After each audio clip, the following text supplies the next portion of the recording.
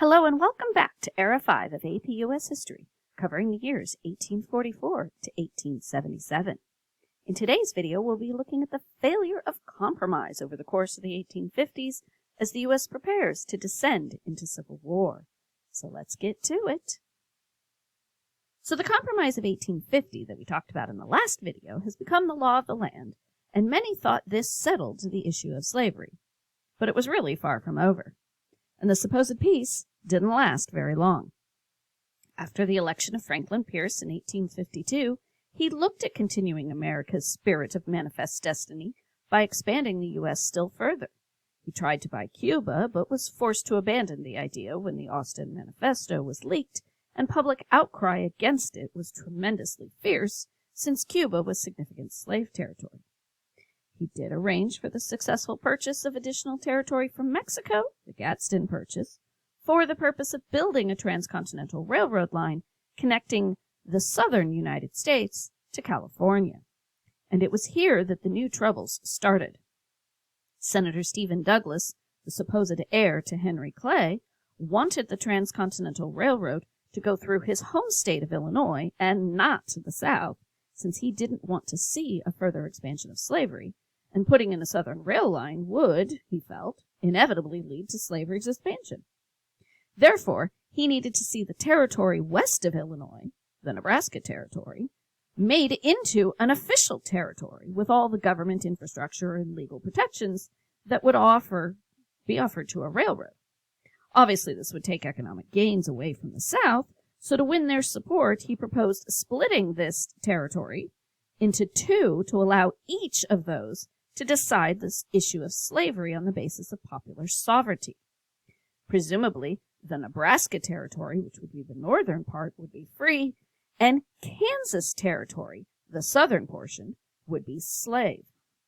But Kansas with slavery would violate the Missouri Compromise, which had kept the Union from falling apart for the last 34 years. The long-standing compromise would simply have to be repealed. Opposition was intense, but ultimately the bill passed in May of 1854. So territory north of the sacred 3630 line was now open to slavery via popular sovereignty, and the North was outraged. Even though both territories were technically open to slavery, it was quite likely to be outlawed in Nebraska because the South's biggest crop, cotton, didn't grow well there. The situation in Kansas, though, was entirely different, where the land was similar to Missouri's, which was a slave state and raised significant amounts of cotton, which, again, was the South's dominant export, though not its only product. Whether Kansas was to be slave or free would essentially be decided in an election. That meant that both sides had to get their supporters in place in time to make this choice. The New England Emigrant Aid Company was established specifically to help finance the relocation of anti-slavery men to Kansas. They also helped to arm travelers for what some were calling inevitable conflict by shipping arms and ammunition, disguised as books and Bibles to not arouse suspicion, with New England minister Henry Ward Beecher, the brother of Harriet Beecher Stowe, raising money for the purchase of these weapons that ultimately get nicknamed Beecher's Bibles as a result. In effect, the passage of the Kansas-Nebraska Act led directly to a frontier war between pro-slavery and anti-slavery settlers in Kansas, which means this was just a precursor to the larger Civil War that was to come. When it came time to elect a territorial legislature, border ruffians from Missouri crossed and crashed the polls and voted fraudulently. There was actually only about 1,500 men on the voter rolls for Kansas at the time, but more than 6,000 votes were cast. You do the math. This definitely created a pro-slavery legislature that the much larger anti-slavery population refused to follow, so they in turn elected their own. Inevitably, the conflict is going to spill out of the legislature and into the society at large. Lawrence was the center of Kansas's anti-slavery movement, with many of the leaders of the anti-slavery government in Topeka living in the town. On May 21, 1856, a pro-slavery posse of over 800 men from both Kansas and Missouri rode into the town of Lawrence to arrest members of the Free State government. The citizens of Lawrence didn't resist, but the mob wasn't satisfied. They proceeded to destroy 2 newspaper offices and threw the printing presses from Free Soil newspapers into a nearby river. They burned and looted homes and shops. And John Brown, a fierce abolitionist who had purposely moved to Kansas to wage war upon the forces of slavery, sought to avenge this sack of Lawrence.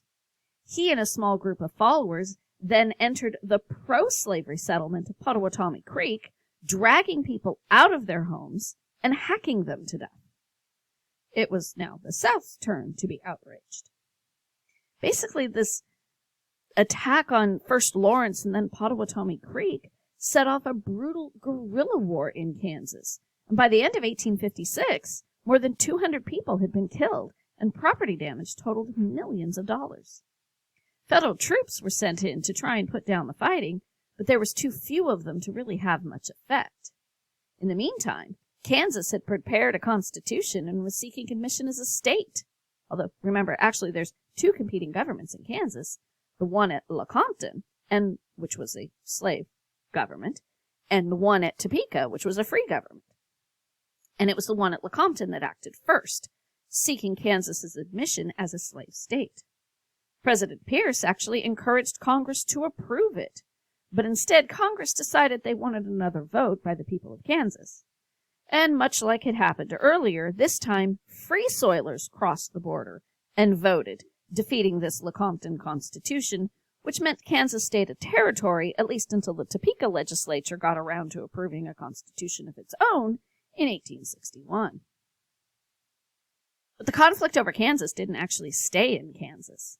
In 1856, abolitionist Senator Charles Sumner spoke out, denouncing the Kansas-Nebraska Act, and gave a speech in Congress that came to be called the Crime Against Kansas. He denounced the slave power and the political reach of slaveholders, whom he claimed were trying to spread slavery into all U.S. states and all territories. He then turned his attacks on the authors of the bill, Senator Stephen Douglas of Illinois and Andrew Butler of South Carolina.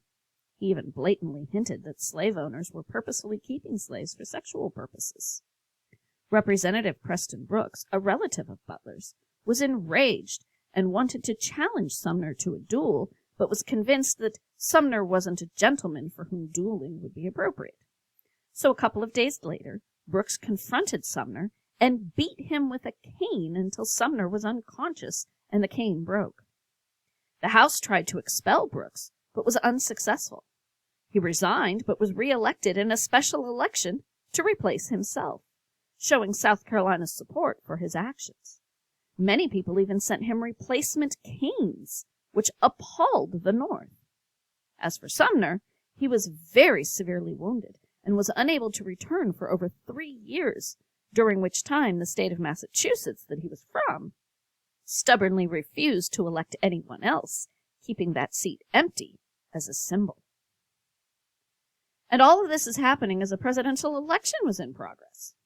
Finding someone who could hold the country together was definitely going to be difficult at best. The Whigs had ceased to exist and had been replaced by the Republicans, an exclusively Northern party that combined Northern Whigs with members of both the Free Soil Party and the Liberty Party. They nominated John C. Fremont, known for his role in gaining California for the United States. Their official platform didn't oppose slavery in its entirety, but did oppose the expansion of slavery beyond where it already existed. Southerners were convinced, though, that the Republicans were really an abolitionist party intent on destroying the so-called Southern way of life. The Democrats, the only truly national party left, chose James Buchanan, mainly because he was the only leading Democrat who had not taken a stance on the Kansas issue, since he'd actually been serving as the U.S. Minister to Great Britain and therefore wasn't even in the country during the whole debacle. The result was in favor of that only true national candidate, Buchanan. But the closeness of the race showed that the northern states really didn't need any southern votes to win an election. With no electoral changes, there were 176 votes available from states that did not have slavery, and a candidate only needed 149 to win the election outright. And now, before the next election, 2 more states are going to be added to the Union, and both of them were free states.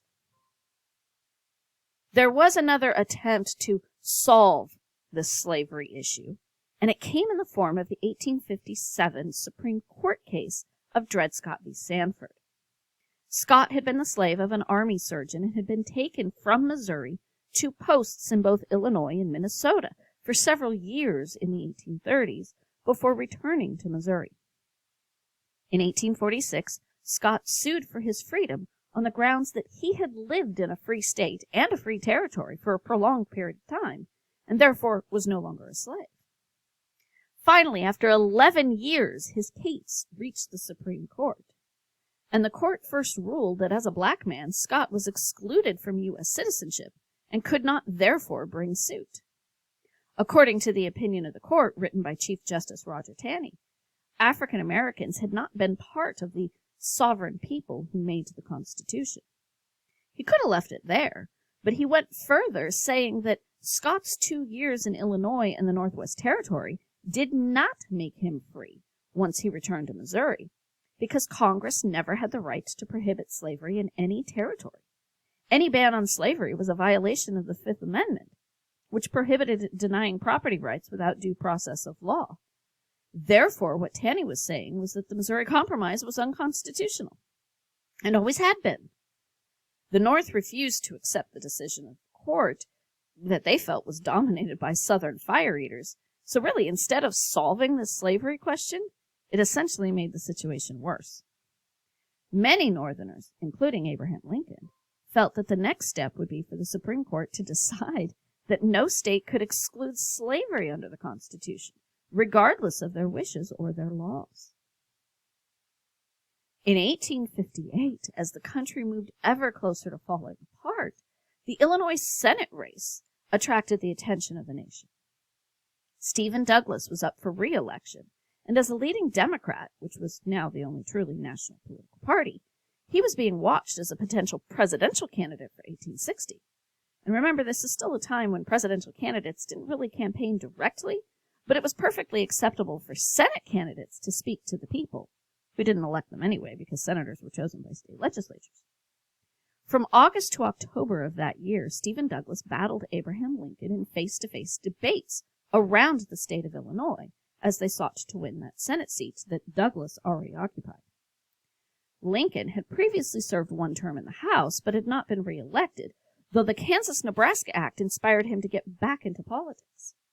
He had participated in the Republican Convention in 1856 and had been named as a possible vice presidential candidate, though he wasn't chosen. The debates, though, were to be held throughout Illinois, during which Douglas advocated his popular sovereignty as the answer to the issue of slavery in the territories. But of course, this is after the Dred Scott decision, which essentially said that the citizens of a territory had no such power. In what became known as the Freeport Doctrine, Douglas replied that whatever the Supreme Court decided was actually not as important as the actions of the citizens themselves. He insisted that if a territory refused to have slavery, no laws and no Supreme Court ruling would force them to permit it. This sentiment, though, was taken as a betrayal to many Southern Democrats and would actually come back to haunt Douglas in his bid to become president 2 years later. Lincoln, though he did lose the Senate seat to Douglas, gained important national attention as a result of the debates. The division between North and South, though, continued to get more extreme. On October 16, 1859, John Brown, who had moved eastward from Kansas, led a group of men into Harper's Ferry, Virginia, and seized the federal arsenal there.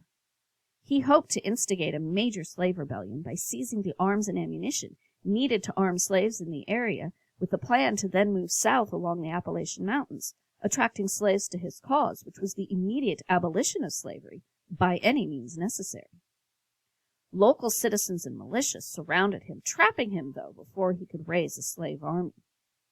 Troops under the command of Robert E. Lee arrived from Washington to arrest Brown, storming the engine house where he had withdrawn to, capturing him and members of his group, and then turning them over to Virginia authorities to be tried for treason.